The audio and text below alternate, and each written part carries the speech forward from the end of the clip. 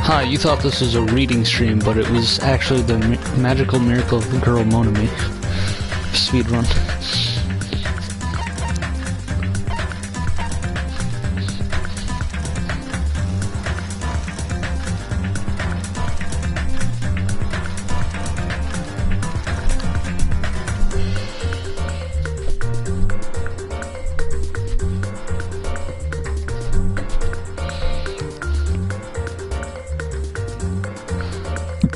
No, we're doing the book. I want to get onto UDG. I put in the bookmark, though. What is wrong with this game?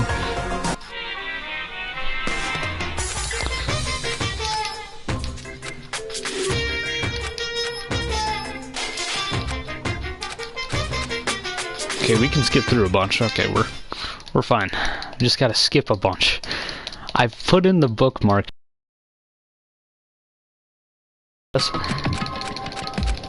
Come on. Intense button mashing. Okay, we're about there.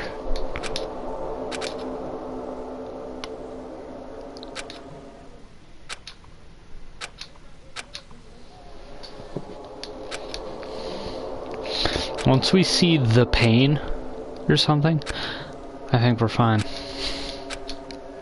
We'll start from there.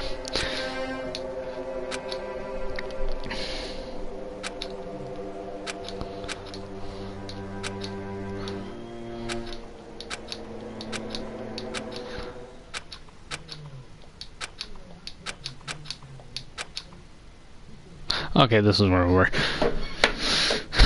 Sayaka? The pain. What are you doing out so late? The moment he saw her face, the pulsating pain in Makoto's head began accelerating. He felt like his world was being torn apart from the inside out. Sorry to bother you, but something really weird just happened, and... Makoto? What's wrong? You don't look so well. Sayaka was pale and had been trembling when she came to Makoto's room, but she seemed surprised to see that his complexion was worse than her own. Ah, yeah. I'm fine. It's just my head. Makoto couldn't finish his sentence. His eyes rolled back into his head as he lost consciousness and slowly fell to the floor. And Sayaka's beautiful voice let out a scream as she stood over Makoto's body. Ooh. Ooh. Ooh. Ooh. So, see, if she didn't scream, she could have done whatever she chose. Anyways. Wait. Makoto Naegi Ehigo.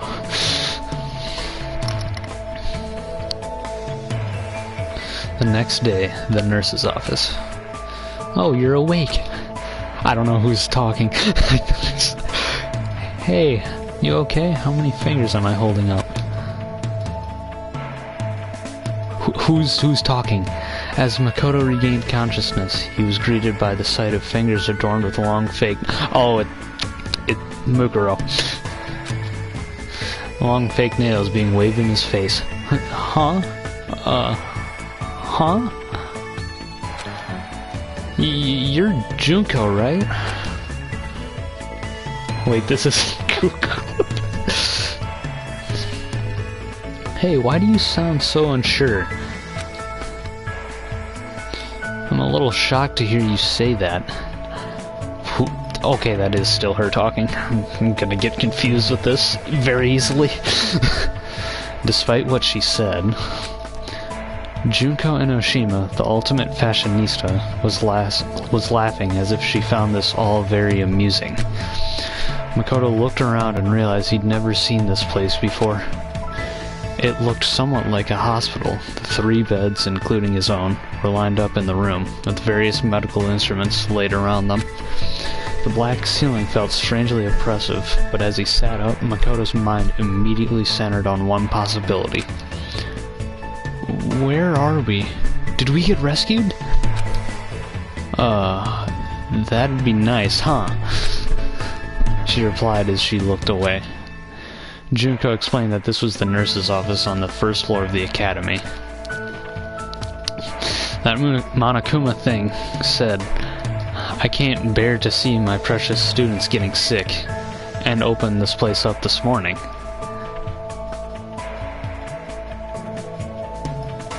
Huh? But don't you think it's suspicious? What if all these meds are poison? To be honest, I wouldn't be surprised. Makoto remembered his encounter with the escape button and let out a small sigh. So why am I here, Junko? You should thank Sayaka for that. She was here the whole night taking care of you. She was? Junko ignored Makoto's surprise and continued casually talking. No. But then Taka got all fired up and was like, we should take turns watching over him. I just happened to be on duty when you woke up. Well, even then, only because Byakuya ditched. I see. Thanks. Like I said, you should thank Sayaka. Anyway, how are you feeling? Is everything alright? Huh?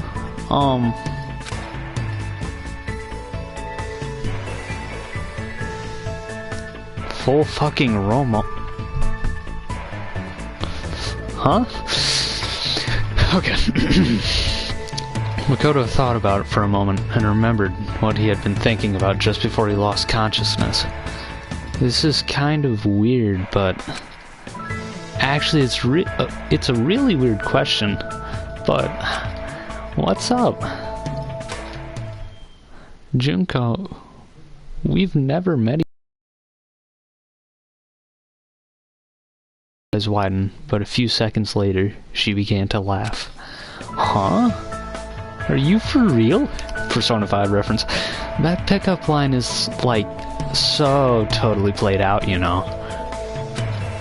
Even though she was grinning, a serious look came over her face. Just so you know, you shouldn't expect anything like that from me. I know I look this way, but I take my virtue pretty seriously. No. I mean, I never expected... Well, that's what I figured. It's obvious that you're a total Omega male anyway. God damn. Makoto and Junko continued to talk to one another. Although he wondered why Junko was talking to him instead of leaving to get the others, Makoto didn't question it. She's horny! He just wanted to talk to someone. Anyone. As long as he interacted with his fellow students, he believed he would learn the truth about what was going on inside his head. 10 minutes later, Junko mostly talked about alpha males and omega males, her time being homeless, and about her past and her dreams for the future. The last topic was a lot heavier than the previous ones, but Makoto's calm demeanor seemed to cheer her up. She smiled sincerely and said softly, "Thanks, Makoto." Maybe it was a sign of gratitude for listening to her troubles, but she kept that same smile as she blurted out something horrifying. In return, I promise that if I do decide to kill someone, it won't be you. Don't say scary stuff like that. At least that's what Makoto thought. But the words that came out of his mouth expressed a different sentiment. I see. Thanks. But I wouldn't want you to become the Blackened in the first place. For some reason, Makoto felt like the murderous words that came out of Junko's mouth seemed like a natural thing for her to say. I wonder why. She seemed very surprised by Makoto's response and quickly blurted out, "Huh? Are you serious? I was just kidding." "Huh? Ah, oh yeah, of course. Sorry for acting so weird. No worries. Let's just chalk this up to you being woozy from your recovery. She returned to her usual bubbly self, let out a big stretch, and turned to Makoto. I'm gonna get going now. Make sure you don't get killed before the next person arrives. After seeing her off, Makoto laid back down in the bed and started thinking to himself, what is this strange feeling? His dull headache continued as his thoughts began to blur. I was just talking to Junko, but I feel like I was talking to someone else. Who is she? The more he thought, the more it felt like his memories were sinking into a thick swamp. Shrek Swamp? Each throb of pain pulsing in his head felt like a wave on the surface of that swamp. What is this feeling? It felt very unpleasant, as though someone's voice was screaming at him from inside his head. Makoto tried to organize his thoughts and go over everything that had happened to him. But he was interrupted by the sound of a bell. Unlike the dorm rooms, the nurse's office didn't have a doorbell. The bell sound that Makoto heard was ringing throughout the entire building. Ahem, ahem. Testing, mic check, 1, 2. This is a test of the school broadcast system. It was Monokuma's voice. I agree, Mukuro's hotter. Now that Makoto has finally woken up, please assemble at the gym. Makoto listened to Monokuma's heartless order and got out of bed without complaining. I have to go. He walked one step at a time, in accordance with the rhythm of his throbbing headache. Also, sorry if my Makoto impression is not as spot on as it was last night. I'm just trying to remain quiet since there are people upstairs. Slowly he walked forward, not knowing if where he was headed was heaven or hell.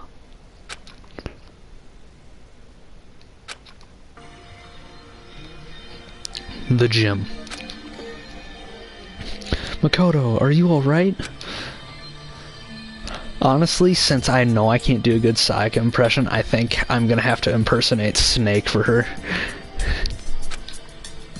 Yeah, thanks. Sorry about yesterday. I guess I really worried you. I could just do my Snake impression and that would work enough. Please don't apologize.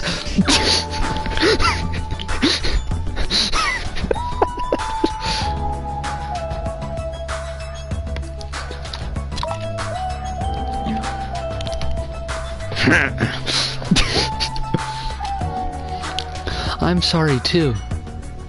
Oh, do the Snake impression? Okay, fine. I barged into your room when you weren't feeling well. Now that you mention it, said Makoto, what happened yesterday? Snake from Metal Gear series.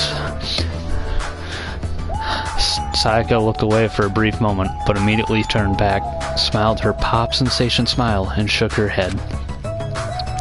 Ah, it's nothing. I'll tell you some other time. Huh?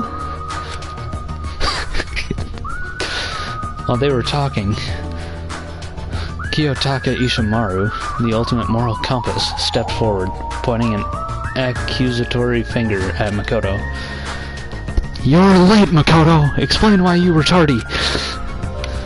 The other students collectively raised their eyebrows as if they were thinking, why is this guy yelling at someone who is sick? However, Makoto just smiled gently and answered him honestly. I didn't feel well, so I was resting in the nurse's office. Can you note that in the daily logbook? I see. That's consistent with my information. If that's the case, then I shall consider this matter settled. The conversation progressed smoothly, and Taka smiled as he kept talking. Ha ha ha ha! I'll take full responsibility for recording it. You just focus on recovering. If you ever feel ill, please report to the health committee. It seems we'll need to appoint health committee members after this meeting, though. Taka walked away, mumbling to himself as he opened a daily logbook he found in the academy's supply room.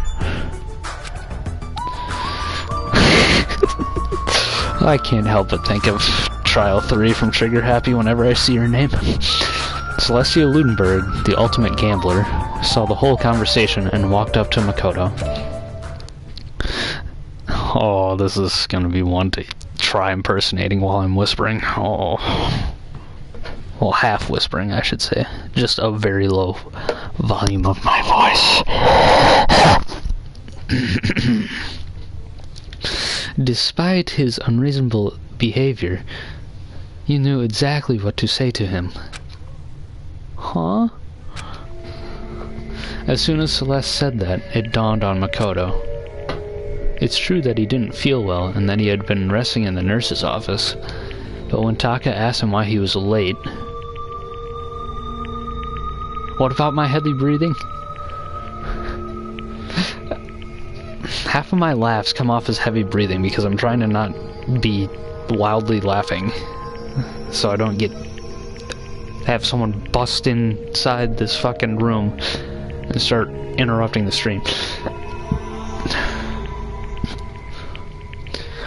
Oh, that's not that's that means you're oh.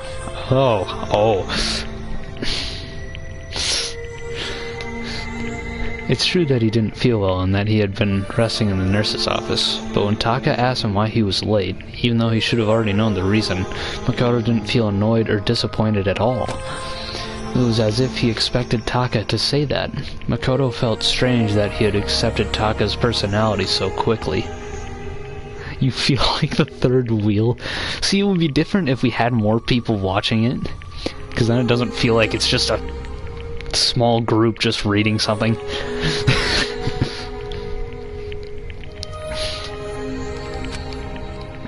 See, the perfect way to do a reading stream is on Discord with a bunch of people so everyone can read other people's parts. He couldn't understand why he asked Taka to do something as unnecessary as recording it in the daily logbook in the first place. Why did I say that? It's like I was used to it. His response to Taka's demands came as naturally to him as breathing.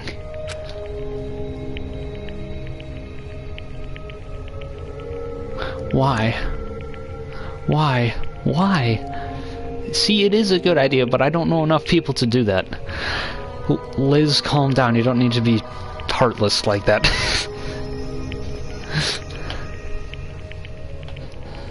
Every time he tried to think about it, his headache grew even worse. As Makoto struggled to think through the pain of his headaches, a black and white stuffed animal jumped out from behind the gym's podium and began twirling around as it spoke in a cheerful voice. Hey guys, is everyone here? He sounded like he was about to lead the students on a field trip, but not a single one of them had a smile on their faces. Oh, are we going to Dongan Island? What is it this time? Are we gonna hijack a cruise ship and run into a gigantic worm? Of course, there was one exception. Yasuhiro Hagakure, the ultimate clairvoyant, still believed that their current situation was some kind of planned event. Monokuma just ignored him and continued to address the students with his adorable voice. Why would you do this? Liz, why? Now you made her feel that. I don't know who else is watching, but welcome. Today I'm going to tell you about your wonderful academy system. System sure sounds like a great word, don't you think? It reeks of danger just like a bear. I fucking hate reading Monokuma lines. This makes me want to take a knife and stab it in my thigh. I want you all to trample over the deaths of your friends and grow up to have hardened hearts. It's good to be a little naughty. I want you all to grow poisonous personalities. After making his nonsensical introduction, Monokuma moved on to the next topic. I'm lightly joking too, it's okay. You guys don't need to actually feel bad about it, we're clearly joking here.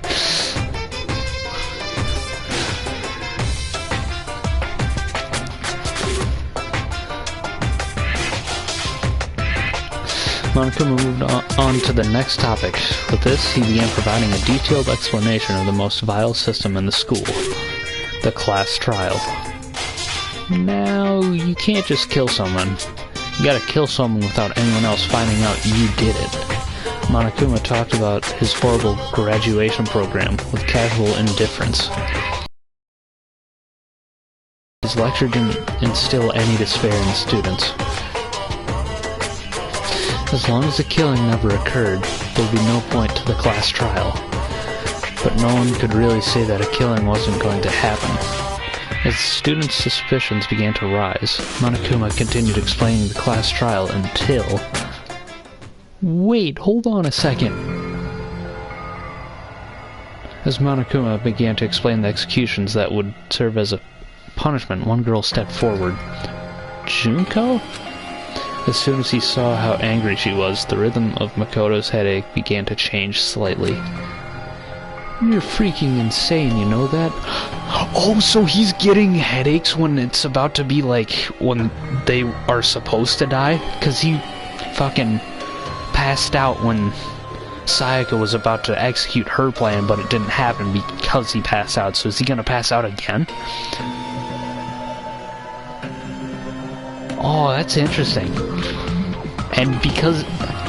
So if he knows exactly what to say, does that mean the memories of before they lost their memories are like nonsensically coming back to him? Or whatever? Like that's why he knows exactly what to say? Is that does that mean he's gonna say, like, very intimate things with Kyoko? You're freaking insane, you know that? The girl continued to complain angrily. She seemed completely different from the smiling person Makoto saw in the nurse's office. Huh? Was Junko always like that? No, she's different. That's how Junko acts, but... Was that person really Junko? Huh? Wait, what am I thinking?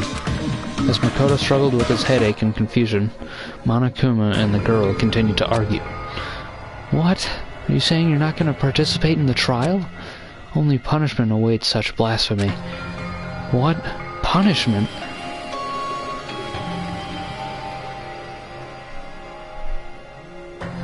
No. Liz...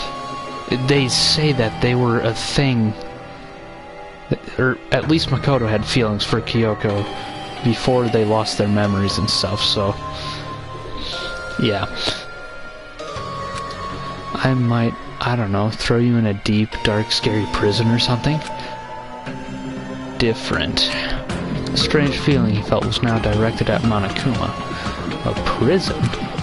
No, they aren't that kind. A series of images flashed in Makoto's mind, and at first he thought it was some kind of parade.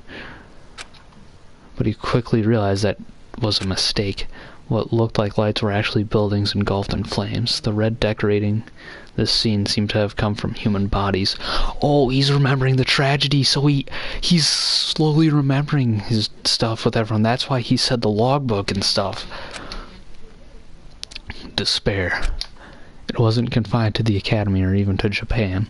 Images of worldwide death and destruction flooded Makoto's brain with every throb of his headache. I've seen this before? Besides the indescribable violence taking place in all these images, there's one thing they had in common. Who are they? They're rampaging terrorists wearing black and white masks were wreaking havoc in these images.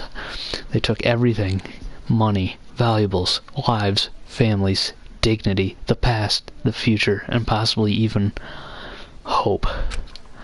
The mask these terrorists were wearing perfectly resembled the face of the stuffed animal arguing with the student before him. Shut the hell up. Say whatever you want. I'm not going to be part of this. Don't be so selfish. You're the one being selfish. Kill whoever you want. It's got nothing to do with me. The evil standing here before me. I'm trembling with fear. I don't give in to such evil. It's my style to stick it out and resist to the very end. If you really want to get out of here, you'll have to go through me first. Monokuma swung his arms wildly as he charged at the girl with wobbling steps. But the girl stomped on the self-proclaimed headmaster of the academy with ease. Are you enjoying yourself now? Pinned beneath the girl's foot, Monokuma looked up into the girl's cold eyes and calmly asked, "Are you?" Huh? Violence against Headmaster Monokuma is not allowed. You violated a school regulation. Ah! Exclamation point. At that moment, a chill ran down Makoto's spine. She's going to get killed. Monokuma's words sound very threatening to him. It wasn't a prediction or a guess. It's as if he knew the danger Monokuma posed from the start. If this continues, Junko's going to... His mind still didn't fully grasp the situation unfolding in front of him. By the time he realized he was about to remember something, he was already running forward. Junko?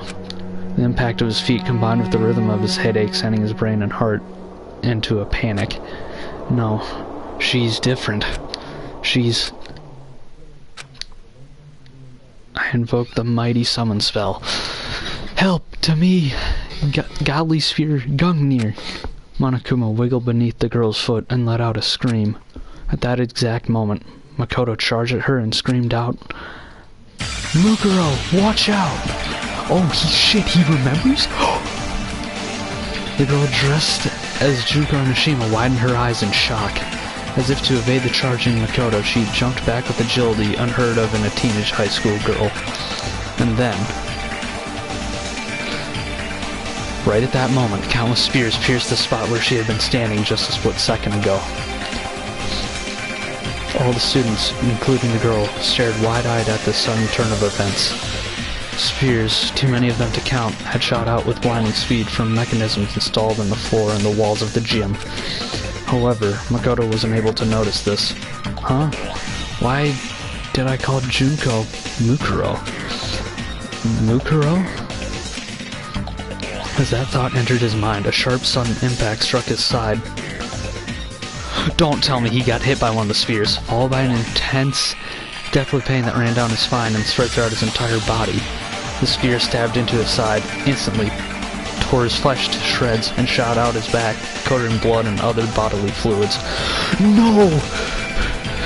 At that moment, the black fog that had engulfed Makoto's mind was consumed by death itself.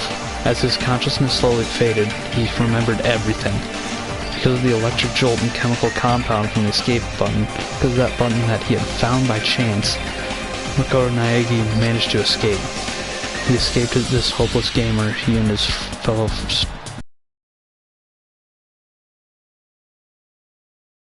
That escape is also what led him to his current life or death predicament. In the end, perhaps he only escaped from one despair to fall into another. But at the same time, his actions had unintended consequences for one person. The girl living a false identity as her beloved little sister, Junko Enoshima. Mukuro Ikusaba, the ultimate soldier and a member of Ultimate Despair. Her past, her future, perhaps even her hope itself are on the path to despair. Is Makoto gonna die? Don't tell me he's gonna die. And so the curtain falls on Makoto's story for now. For now, okay. From this point, this story is about a certain girl. A girl who's more pitiful than anyone else in this sealed-off academy. A new curtain along with new despair shall now rise. Huh? Time had certainly stopped for Mukuro Ikusaba. It is as if everything around her had frozen perfectly still. In the past, she was known as the Ultimate Soldier. She had experienced this feeling before, during her time with the mercenary group Fenrir. In situations where she was surrounded by a hopeless number of enemies within the jungle or in a desert ruin, the charging enemies seemed as though they were frozen in time, which allowed her to claim a decisive victory in all her battles. But this wasn't a battlefield, so why did this familiar sensation activate once again? In order to understand what had happened, Mukuro slowly tried to assess the current situation from within this frozen world. Junko and Mukuro are both children of despair, but Junko and Oshima, the true ultimate despair, harbors a far deeper darkness within her. Though their last names are different, Mukuro is Junko's older sister, connected by the bonds of blood. She cooperated with Junko's hopeless plan and impersonated her under the pretense of participating in the killing game alongside her classmates. According to the plan, Mukuro was supposed to oppose Monokuma, who her sister was controlling, and be locked in a dungeon as punishment. Isolated from the others, she would then escape the dungeon and perform various acts intended to deprive the students of hope. That was the role she had been assigned. When Makoto succumbed to his headache, Junko ordered her to see if the shock had caused him to remember anything that could make him a liability. He woke up as she was tending to him, so she made small talk with him, but she didn't notice any change in his behavior. Until this point, she was certain that there shouldn't be any problems. Nothing could possibly go wrong. She stomped on Monokuma like her sister ordered her to do, and flawlessly spoke the lines she was taught to memorize. Afterward, she would fall through a trapdoor into the dungeon and remain isolated from the other students. That was her role. She hadn't done anything wrong. There were no problems. There were no problems. She repeated that to herself over and over like a silent prayer. And in that frozen moment in time, what she saw was not a trap door, but countless spears. One of them had skewered Makoto through his side. Why? Makoto? Why are there spears? Gungnir? I would have died if I hadn't moved. Did Junko mess up the plan? No, Junko would never mess up. Was she trying to kill me? Me?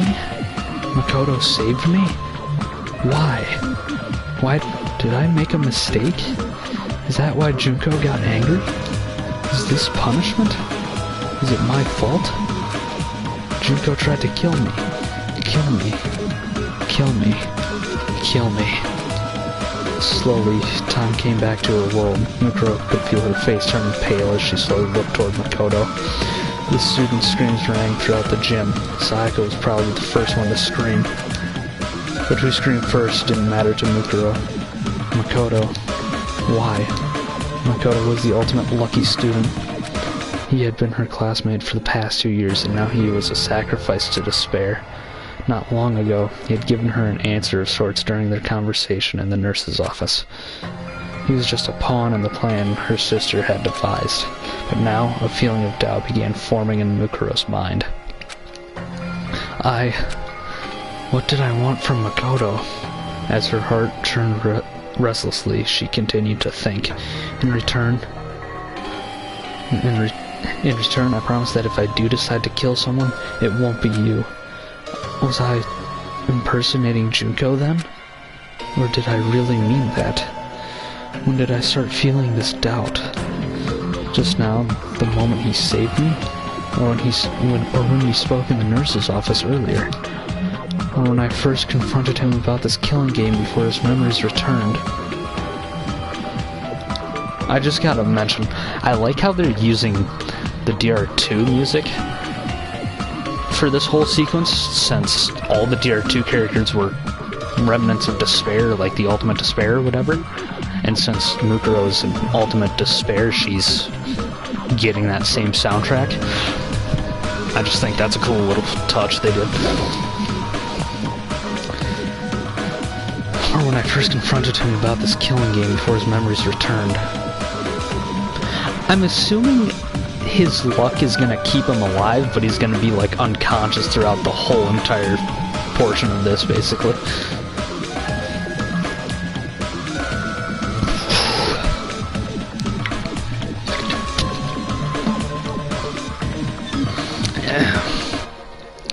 Or was it before even that?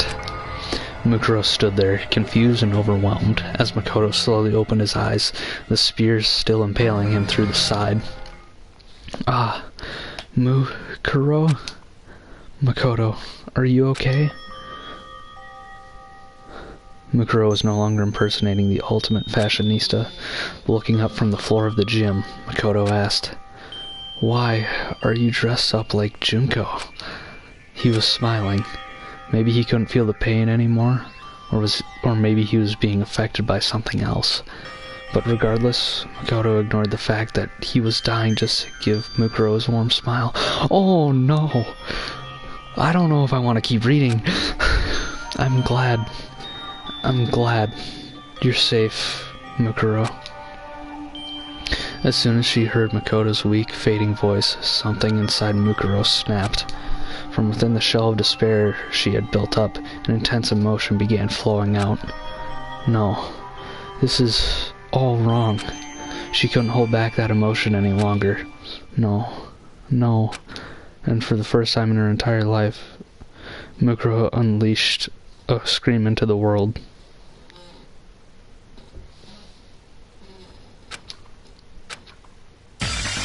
As Mukuro fell to her knees and clutched her head, a small shadow started walking toward her back. The stuffed amulet had been under her foot. Monokuma. His claws were extended, and he was no longer walking with his usual waddle. Instead, he moved like a beast, silently stalking its prey as he slowly advanced within its target's blind spot. As he inched closer to Mukuro, Monokuma raised his razor-sharp claws, crouched on his haunches, and suddenly leapt toward the back of her neck.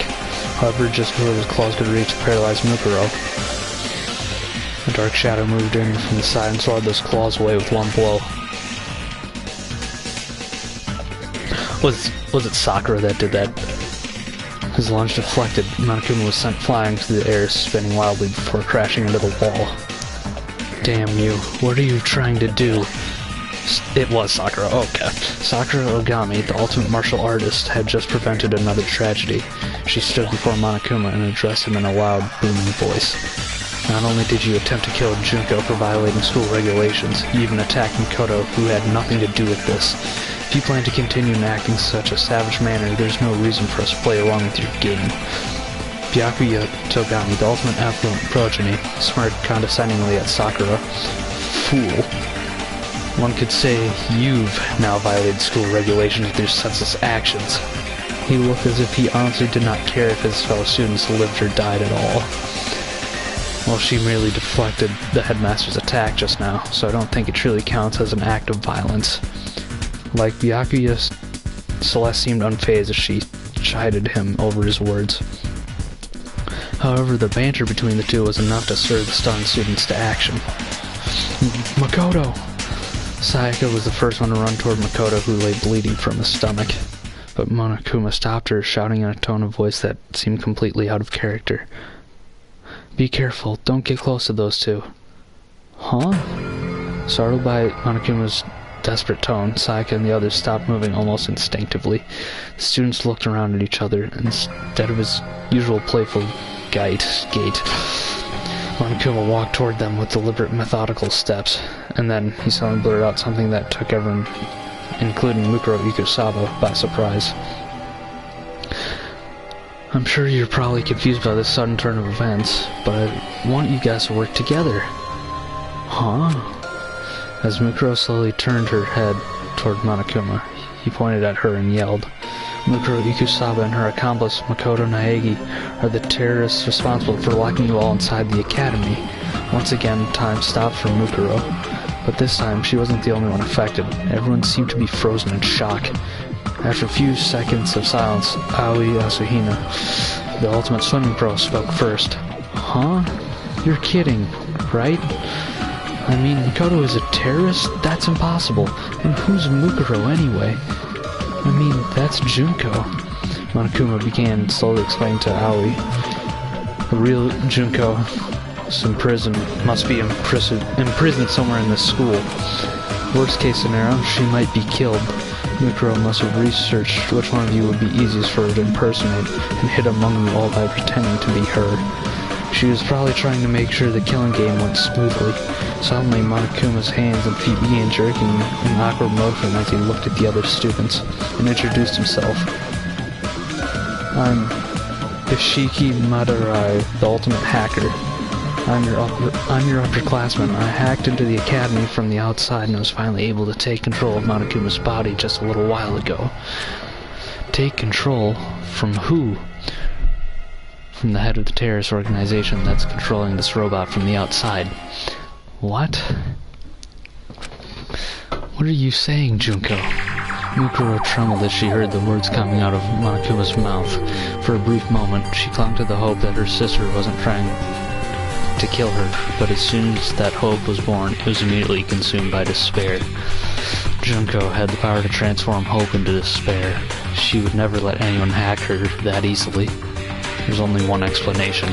Junko Enoshima was pretending to be someone named Bishiki in order to frame Mukuro and Makoto.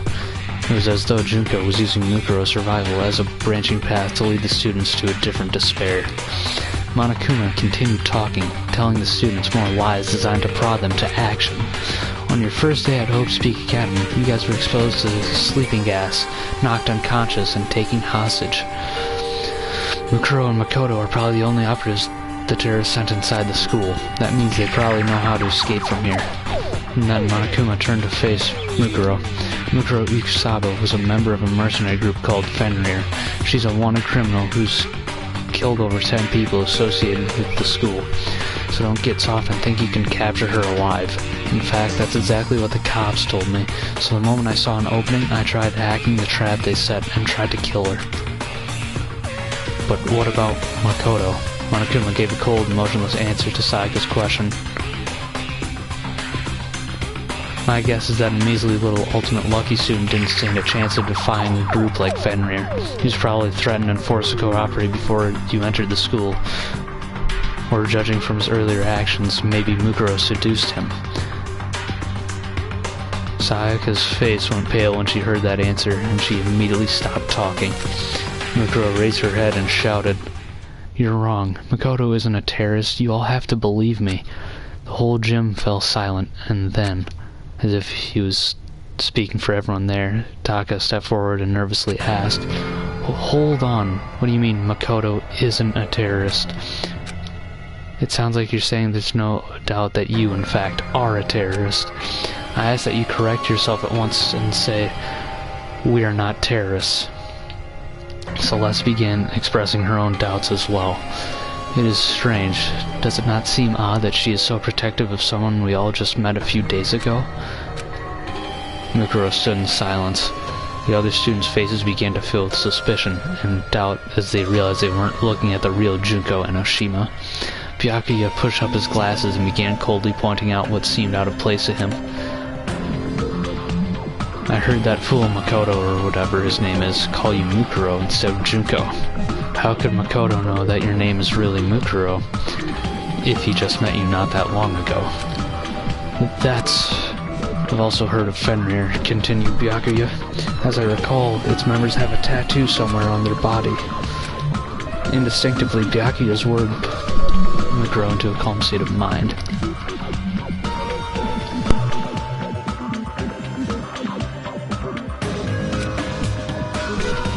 In hostile situations,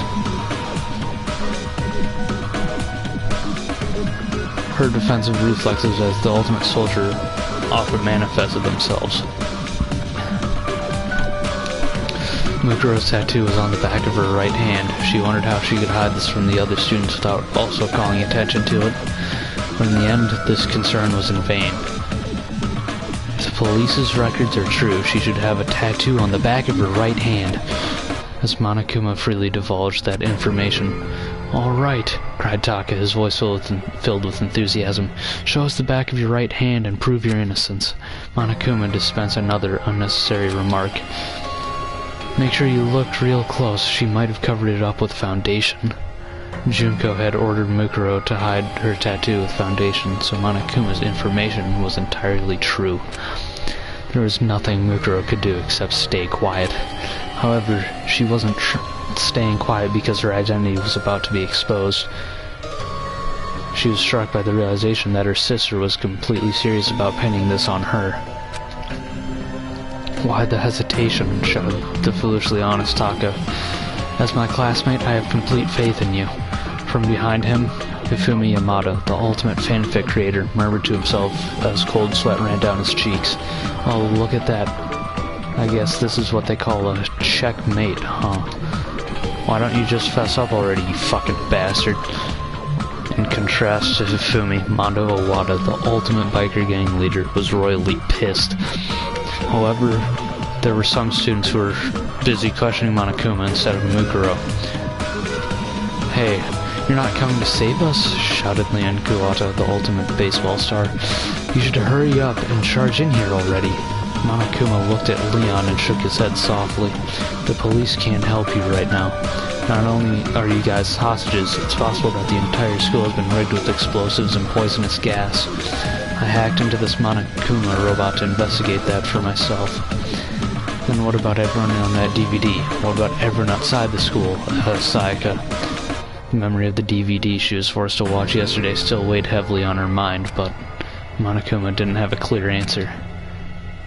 I don't know anything about any DVDs, but there are definitely terrorists causing havoc out there. Law enforcement around this world is in shambles trying to deal with this. That's impossible. Sayaka shuddered and then collapsed to her knees. Sayaka. Next to her, Chihiro Fujisaki, the ultimate programmer, was unsure about what he should do. He should do. Behind her, two other girls stood silently. The first was Toko Fukawa, the ultimate writing prodigy. She seemed to be trying very hard not to look at Makoto as he lay bleeding. Kyoko. The other was a quiet girl who hadn't talked about herself much, named Kyoko Kirigiri. Unlike Toko, Kyoko was watching everything intently, as if she were studying the scene of a crime. From Makoto's breathing patterns to subtle changes in Mukuro's facial expression, nothing was escaping her attention. Suddenly, Toko began talking to Sakura. So anyway, let's just say Mukuro woman whoever over there is a terrorist. Hurry up and beat her to death or something. We don't know that yet, said Sakura. My fists do not mete out justice based on simple speculation. Sakura tried to get near Makoto to examine his wounds, but Monokuma stood in her way, shouting, "Don't come any closer." This meant that Mukuro was the only one who could get close to Makoto. Oh, so she had ended countless lives on the battlefield, she knew from experience. What did you send me?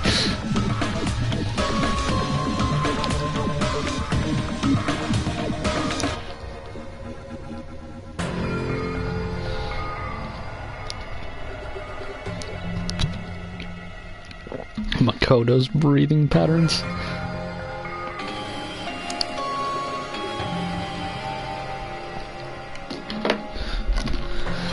She knew from experience.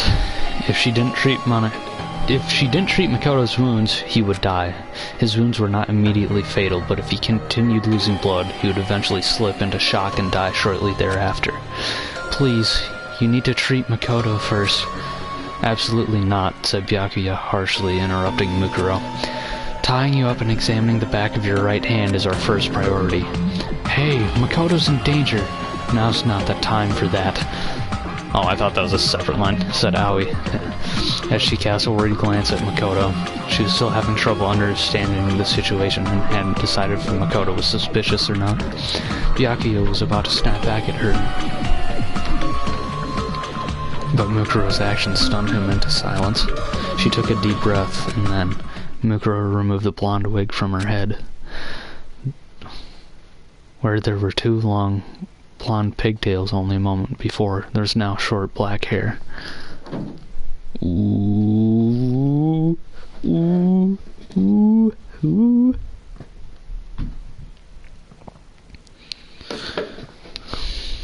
Tying you up is our first priority. She cleared her face of all emotion, and when she spoke, her voice rang throughout the gym. I'm not Junko Enoshima. My name is Mukuro Ikusaba. The students stared wide-eyed at her open confession. All she did was remove her wig and clear her emotions. but in doing so, the person the students had recognized as Junko and Oshima vanished from their sight. The terrorist that had taken her place continued to speak in a calm, stoic tone. I helped lock everyone inside this academy. The confession on a seaside cliff moment has finally arrived, Hifumi blurted out. Wah wah wah. Wigs are against school regulations, Junko. I mean, Mukuro, shouted Taka. As if stirred by their cries of excitement, the other students began clamoring among themselves. Huh? Said Yasuhiro? So Makoto's wounds are, like, real? Does that mean that stuff about terrorists and whatever is all real, too? So that everything that's happened these past few days wasn't a bunch of staged events? As the reality of the situation began dawning on Yasuhiro, all Leon could say to him was, "Shut the hell up!" Byakuya just remained calm and addressed Mukuro in a condescending manner. What does your group want? If you were after money, you would have already tried to negotiate with me. Of course, I'd rather let them die than surrender to your ransom demands. Our purpose is to fill the world with despair. Byakuya scoffed at this notion and began to speak once again. I see. Monokuma said something similar. So that ideology is what fuels your terrorism. It's true. If you did anything to me, you would certainly fill the world with despair. But obviously that would be impossible for you. Aoi couldn't believe what Byakuya was saying and frowned as she muttered, "How self-centered can you be?" After confirming that Byakuya had no more questions for her, Mukuro looked at Makoto, whose breathing had slowed, and let her voice show some emotion. But Makoto has nothing to do with this. You can't believe what Monokuma says. What did you say, bitch? Shouted Mondo. I don't know what the hell you're talking about. You're a terrorist, just like Monokuma said. Mukuro looked away from Mondo and continued speaking. That's true, but Makoto isn't involved at all. Celeste coldly brushed her objection aside. I do not think trying to protect him will do you any good. After all, we all heard Makoto call you by your real name. I'm not gonna do that. She had no words. There's nothing she could say to protect Makoto, even though Makoto was truly innocent. Though Mukuro was the ultimate soldier, her powers were largely limited to battle. Even a normal high school student could outwit her when it comes to debate and negotiation. If she were the ultimate negotiator, she might be able to convince them that their memories had really been erased. But in her current situation, if she tried to bring up their memory loss, they would think it was a desperate excuse. Even Mukuro knew that. But even if she didn't know what to say, she still knew what to do. Right now, we need to treat Makoto first. And then she started walking toward Makoto as if nothing had happened. To the others, it seemed like Mukuro had decided to abruptly change the subject. Hold it. We'll immediately take Makoto to the nurse's office for treatment. However, we must tie you up. This was Sakura's honest demand, but there was no way Mukuro could accept. If she was separated from Makoto, there would be no telling what Monokuma would do to him. And between Mondo's hot temper and Byakuya's cold heart, Makoto could easily sustain further injuries under the pretense of interrogation. Furthermore, among these students, Mukuro knew she was the only one who had experienced treating wounds due to her time with Fenrir. After mulling that over, she narrowed her eyes and went silent. Her mind was made up. She was determined to fight her way out of here and escape with Makoto. Ooh, it's getting steamy. I apologize, but I need you to fall asleep right now. As if she said that, Sakura instantly positioned herself behind Mukuro. She was completely within her blind spot. To a normal person, it would have seemed like Sakura had suddenly vanished. After moving faster than any human being could see, Sakura's equally fast hands launched a blow toward the back of Mukuro's neck. However, sorry Sakura, but I need to get out of here. Mukuro parried Sakura's fist with a spinning roundhouse kick. Ooh. Sakura raised an eyebrow at the unexpected counterattack. Mukuro tried to use the momentum of her kick to sweep Sakura's feet out from under her. However, Sakura dodged and instinctively struck back against Mukuro's pivot leg, but Mukuro was faster. And jumped up. Oh my god, that just reminds me of The Children Are Fast, but Big Bird is faster. And jumped up, aiming a tornado kick at Sakura's chin. Sakura deflected the attack with the attack with one arm, and then both combatants leapt backwards, glared, and charged simultaneously. Every blow they dealt was parried and countered by the other, and though they were both unarmed, the sound of their battle echoed throughout the gym. It was like a typhoon had been compressed to the size of a car and set loose inside the gym. The other students were powerless to stop them. All they could do was stare at the breathtaking dance of death unfolding before them. After 10 minutes had passed, the enormous sound of one final impact ran throughout the gym. The two warriors leapt back once again and breathed heavily as they stared each other down. My mistake. Oh, it's only been a few days. I cannot believe I did not notice such an impressive fighter was hiding among us. In addition to the surprise Sakura felt, it was as if the battle had left her energized. Mukuro, on the other hand, looked down at her arm, confirmed it had been wounded during the battle, and thought to herself, "She's strong. I don't think Sakura is even taking this seriously right now."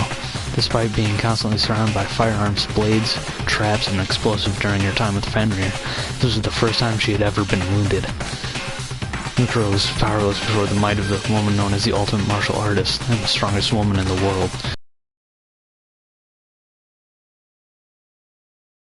As if she had been directly ordered to kill Sakura, Mukuro would have opted to either snipe her from a distance or poison her. At this close range, she would need an assault rifle. Repeated again. What the hell? Stream chat. She would need an assault rifle just to stand a fighting chance. I don't have time for this. She looked at Makoto and confirmed that his breathing had grown even shallower. I need to hurry. But at that moment, she had no one to turn to for help. Suddenly, Mukuro had an idea. It was true that gaining an ally in this situation was impossible. However, she could still turn one person into her enemy's enemy. Mukuro took a deep breath before she charged at Sakura. Then she immediately feinted and charged at a different girl, Toko, who had been cowering in fear from the battle between Sakura and Mukuro in the corner of the gym. This is bad. Sakura was caught off guard and tried to run after her, but Mukuro was one step ahead and reached Toko first. Huh? Why me? I'm sorry. Oh, she's bringing out Genocide Jack. Oh, shit. Wait, hold on.